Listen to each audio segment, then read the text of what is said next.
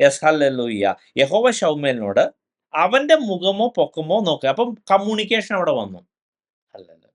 ശ്രദ്ധിക്കണേ, തലേദിവസം വളരെ അങ്ങോട്ടും ഇങ്ങോട്ടും കമ്മ്യൂണിക്കേഷൻ നടന്നു. ഒരു വ്യക്തമായ ഇൻസ്ട്രക്ഷൻ കൊടുത്തു, സൊല്യൂഷൻ കൊടുത്തു. ബാക്കി ഞാൻ അവിടെ ചെന്നിട്ട് പറയാമെന്ന് പറഞ്ഞു.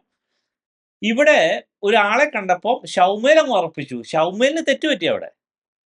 ശൗമേൽ പ്രവാചകന് തെറ്റ് പറ്റാമെങ്കിൽ നമ്മുടെയൊക്കെ കാര്യം എങ്ങനെയാണ്?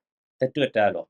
അപ്പോൾ ഈ കാര്യത്തെക്കുറിച്ച് നമുക്ക് വ്യക്തമായി അറിയണം. എന്നിട്ട് യഹോവയുടെ ആത്മാവ് പെട്ടെന്ന് യഹോവ അവിടെ നിന്ന് പറയുകയാണ്, അവന്റെ മുഖമോ പൊക്കമോ നോക്കരുത്. പിന്നെയും അവിടെ പരിശുദ്ധാത്മാവ് പ്രത്യേക രീതിയിൽ ഇടപെട്ടു. അപ്പൊ പരിശുദ്ധാത്മാവ് പ്രത്യേക രീതിയിൽ ഇടപെടും. അതായത് പരിശുദ്ധാത്മാവാണെങ്കിൽ പരിശുദ്ധാത്മാവ് കയറി ഇടപെടും. ഹല്ലേലൂയ. അതേസമയം തെറ്റും പറ്റാം.